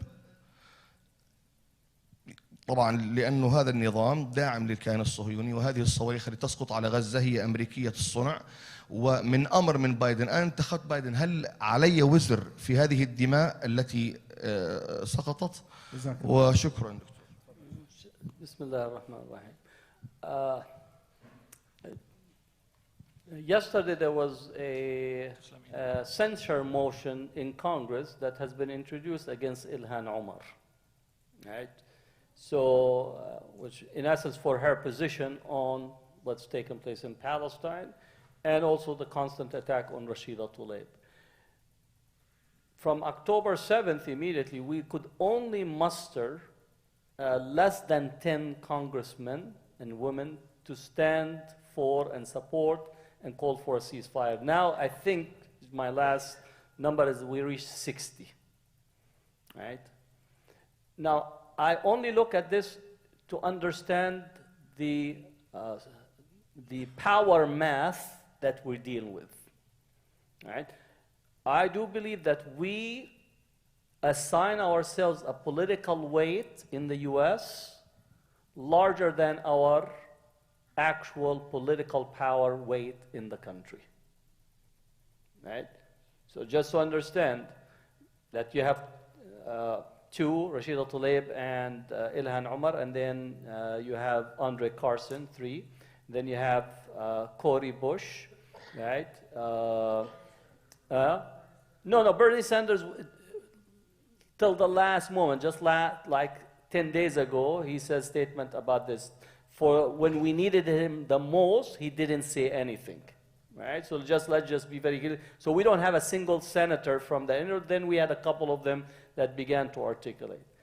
What I want us to be is realistic of where we are in the United States. Like, I really beg for us to understand where we are and to demand a high ceiling where you are actually not even in the room is just like you're setting yourself up for failure. I'll be more than happy, we'll just sit down and constantly just speak out and just say, here's where we are as Palestine. We are dealing with a political landscape in America that our opposition, right, meaning the Zionists, the pro-Israel, have worked hard over a 70-year period to get to the position where they are right now. The challenge for us is how to be able to, on the one hand, build our political base and power, and also being able to push our opposition away from their position of power. So you have to do two things simultaneously. And that's so difficult because of the alignment of resources at their side and institutional capacities. Let me just be a little bit more what you call straight and frank with you. Most of our people are still not at the level of engagement politically, socially, culturally, and so on. Most of our students and our graduates are either MD or engineers, right? Which means that we don't have people that are able to impact the social math of the country. When you need somebody to make opinion, you go to lawyers, you go to journalists, you go to media, filmmakers, and personnel. You know how many that we could calculate on our hands? Barely you could have them. There's only nationally, there's only 3 journalists that are top national. Mahdi Hassan, right? Ayman Muhyiddin, and what's his name? Ali Velshi. And if you remembered, immediately after October 7th, MSNBC, they actually put them on the side. We had to have a mass response for them to be brought back, and Mahdi Hassan was kicked out just recently. So we need to really think in a 10 to 20 year type of plan and understanding. I cannot do anything in relation to what is taking place in Gaza inside or in the West Bank. You have to be a person that influence that your immediate circle of influence and impact. And I think we are not doing that in here, both in our circles and within the communities. We'll get angry every 4 years, right? Or when the president comes, oh, he's not pro-Palestinian. If Gandhi was in the White House, he will align with Netanyahu. Why? Because he understands that political pyramid under him is telling him this. Right? So what we need is to focus on where is our strategic engagement and how to transform politically and give ourselves achievable, measurable goals, right? Rather than setting ourselves for failure. And when we fail, we begin to beat ourselves, say, you see, we're a failure. It's not. It's just you have not taken the precondition, prerequisites for the human capacity to transform based on prevailing structures. Right? So if I ask a question, what is our organizing model? Most people don't have an organizing model. It's the MashaAllah model, which works, but where is i'qal wa tawakkal? So we have the MashaAllah, but we don't have the i'qal. And if we have i'qal, it's just we don't have a methodological approach to organizing. I think if we need to organize, you should go to the labor union. They have the best model of organizing. Tell them we need a workshop, many workshops to train us how to be effective organizers. We go to demonstrations. If you notice, we never actually take people's informations. We don't have what are we going there for? Yes, we're going to show force, but you actually need to constantly expand your base and engage with people to bring them in. The people who sign up, you bring them in, you have a workshop with them, and you get them to be more effective. Right? All these are the things that are changed. Our opposition does it. We don't do it. Is their success? Is our failure? We need to change our work to work for success. Political opinions are a dime a dozen. I could give you a dime a dozen about my opinions. Tomorrow we're going to liberate Al-Andalus. Right? That's an opinion. Is it substantiated? It makes me feel good. It might make people feel good because I give them religious entertainment about a perspective. But at the end of the day, it is not actually transformative, nor is changing the situation in here or the political math that we're dealing with. The second question later, I answered before, but I will answer again next time, inshallah. Give him a fatwa. The halal, haram, inshallah. Muhammad, please. Very quick, and Ali, please ask your two questions. It's a yes and no question. And after that, inshallah, our brother, inshallah, will. Brother Abu Khaldoon, you have something? You are welcome, of course. After Muhammad, go. Muhammad, Ali, Abu Khaldoon. Go ahead, Muhammad, go ahead. Okay. Jazakallah khair. It's fascinating what you say, and I will echo you for that. And we was like repeating the same things like you said, but we're repeating all that, but it's different way. The generation coming from overseas, the same mentality. We're coming from scaring, looking over your shoulder, and same mentality like you mentioned that all the kids is like the MD or engineer. That's from the parents. Because the parents wanted the kids, I want you to be a doctor or engineer, because that's our mentality. We don't go to the labor things to be crafted or something like that. But you mentioned something that come from the bottom to the top. Because the bottom can change the color of the state. Sure. So we have to take care of the small house to fix the big house. So what I mean that we don't have a Muslim, and if we have a Muslim, we ignore them, and we always go to who's shining a little bit. I can shine that Muslim. I have a 40 years. I can build this guy. I can collect money. I can introduce him to the community. I don't want to come to the point that every time we say, oh, I choose the less evil of them. That's back in the days when we really very slim community. Now we have all these very educated, sophisticated people. We have to use them. We have already counseled people, Muslims, but nobody welcomed them. They ignore them. Yeah. It doesn't matter if he's Arabic or whatever, Bangladesh or Pakistani or what, we Muslim. So we have to really, and one more thing, and I will make it quick, that when we don't have like system when somebody from there say, guys, That's our agenda. We will do that, and everybody, we have to be all in the same page. Not that mosque doing something and the other mosque doing that I want to do it this way. Because that's my tribe, all the tribe come to this mosque, and this, we don't want that. We all, كلها بيوت الله. That's what we need. We need some organization like you. Give us the message, hey guys, all the mosque, we're doing that. If we welcome the politician, hey, welcome them. Or tomorrow say, don't bring them home. Not everybody do whatever he wants, just to conflict with each other. I'm sorry. Is this what you call quick? جزاك الله خيرا دكتور for coming. بارك الله فيكم for the informative session. So as a matter of fact, I just delete my question because I have 3 questions. 3? Right, yes. If multiple choice. Inshallah. So the first one, as an instructor, I always face the problem when the youth ask me about the alliance of the other minorities and the movements that somehow go against our values when they support Palestine. Yeah. And they might consider something in return. How do we go with this? Well, I always go back to Hilf al-Fudul. And Hilf al-Fudul is an instructive aspect for us of how to engage in promoting justice with people that we have. There is nothing more than having what you call kufr, right? That you are allying with them for a just cause.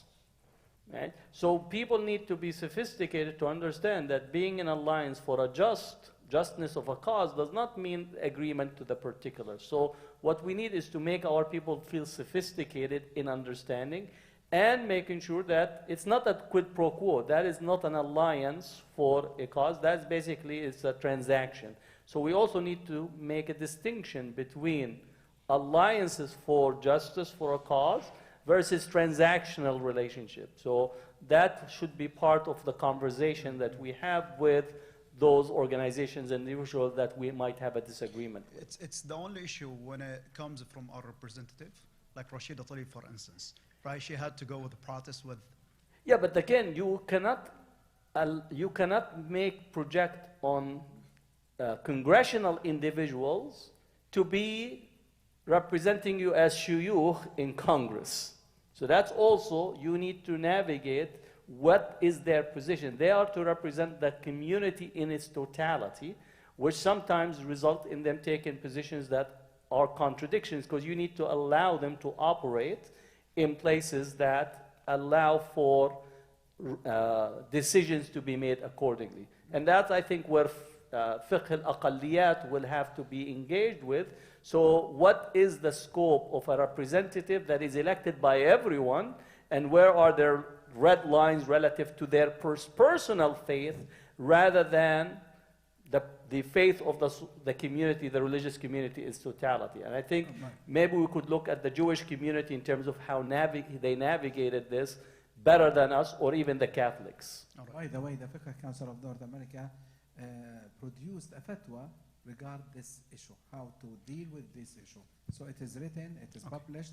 So inshallah one day we'll inshallah. So my second question was, like when we talk about Palestine in general, right, I think we're dismissing somehow the resistance in Gaza, and the Israelis yet can't really destroy their tunnels, right? So well, let me say, in the United States, speaking in the United States, you're subject to the Patriot Act. Okay. And if you don't know the Patriot Act, I will recommend for Sheikh Tanani to put a workshop, and we'll bring the MLFA lawyers to talk to you about what can be said and cannot be said, and what you are allowed to say and not to say. I don't want you both to get you or the institutions. We have to remember that we brought from LMS the 2 lawyers, and they talked about this subject. Yeah, so go to that lecture. So be careful about anything, any question, anything which is related to yes, no. The last question is not related, I promise. Yeah. Right, when it comes to business, right, you just mentioned corporate, and you mentioned how the Jewish in general, they focus on money, and they focus on leveraging. There are many industries, as a matter of fact, they cultivate a lot of money, and they generate a lot of money, which go totally against our values. Many industries, right? I don't want to mention them here. But the idea here, as Muslim, I feel we diagnosing the problem but when are we gonna move forward? So we have Alhamdulillah MP, and we have many other organizations who still saying we and we and we and we. When we is gonna be, Alhamdulillah, there are some effective, Alhamdulillah, robust impact that can really effectively leave success in the community. I want, again, I'm going to repeat for the 100th time, we need to assess where we are. Okay. AMP is successful, right? Our budget right now is 1.5 million. Okay. If you take any of our opposite organizations from the other side, collectively they have a close to $25 billion endowment that we're facing. One of their director, their salary is equal to half of our budget. Okay? Many of us have to do multiple things simultaneously because we don't have the human capacity in there. So I want us, for the 1,000th time, to be exactly very precise where we are and what is needed. I do think that we need to have heavy investment. We need to endow all of our political organizations with resources, so we don't have to spend half of our time, right, to go around to try to collect donations after Jum'ahs and so on. I'm here, Osama is in Michigan, right?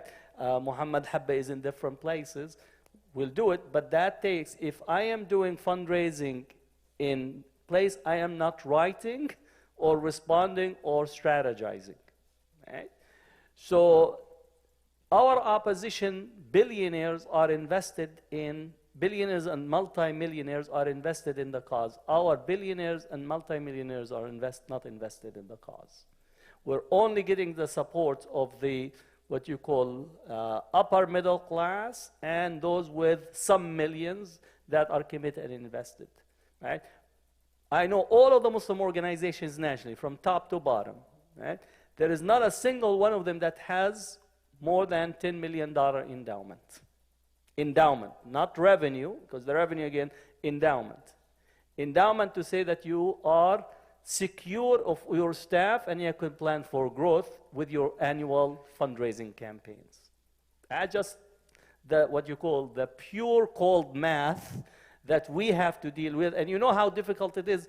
Before this Gaza incident, just to give you as what you call a big picture, there's only about 20 mosques that would allow us to come in to speak to Palestine unharassed nationally.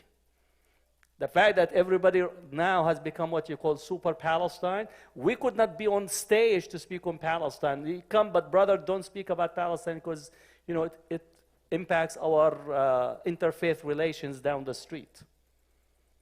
So literally nationally, about 20 large mosques that allow us to come in to speak to Palestine. The fact you're seeing some of these changes is just recent. And some people are speaking to Palestine today. Alhamdulillah, they decided to speak and found where Gaza on the map, Muslims. Right? That's just a new occurrence. It's just a result of the last 120 days. So that's just the cold math that we're dealing with. Jazakallah khair. Last one, please.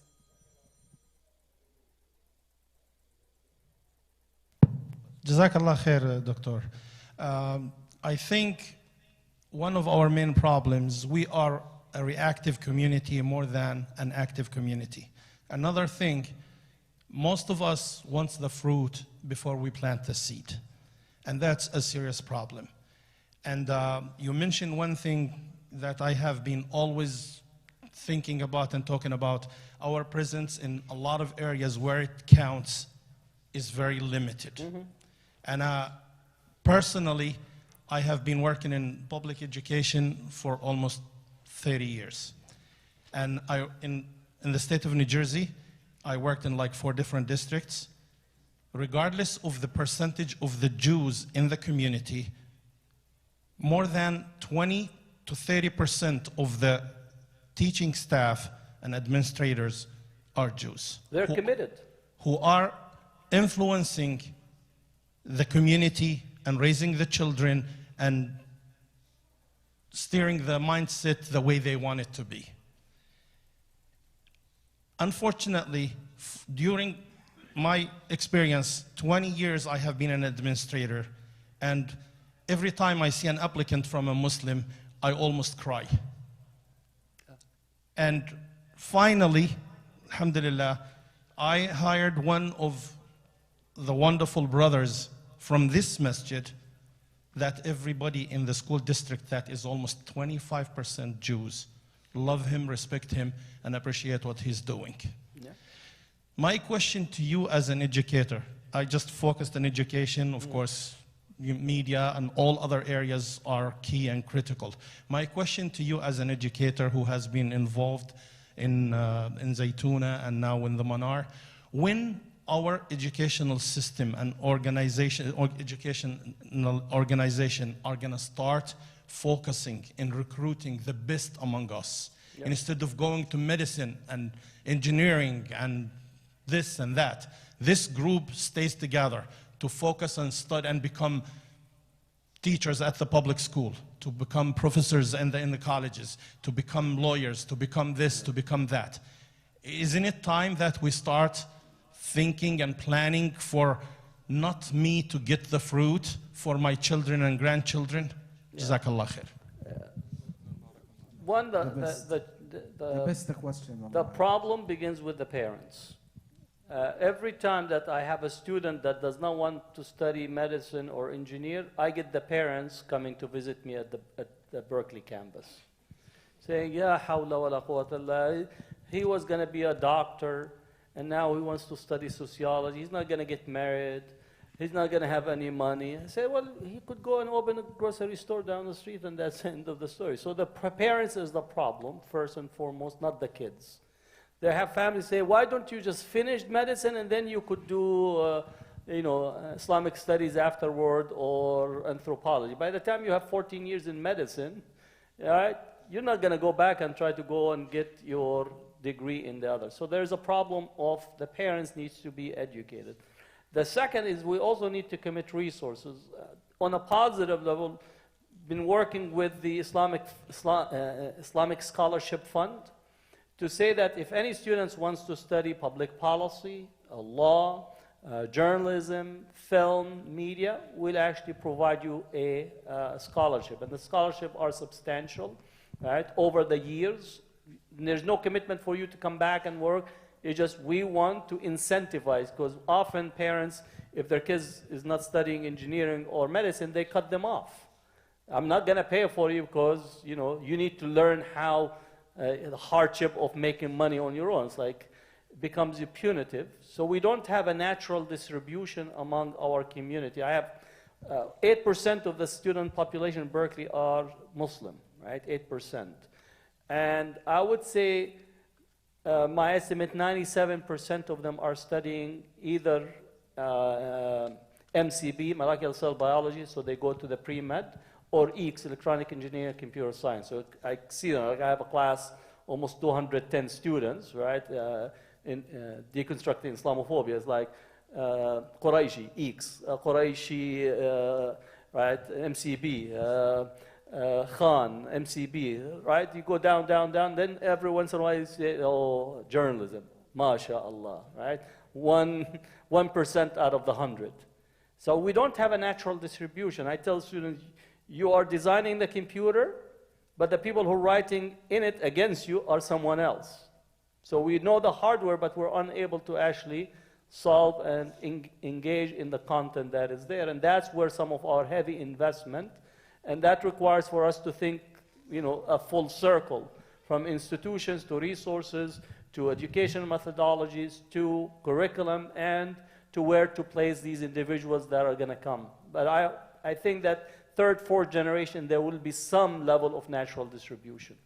Jazakumullah khair, Dr. Hatem. Thank you very much for your great lecture, great answers, which we need. Thank you for your questions. Thank you for coming and for listening. We want to continue. We need to continue work until, inshallah, having the best of this life and the hereafter. Assalamu alaikum wa rahmatullah.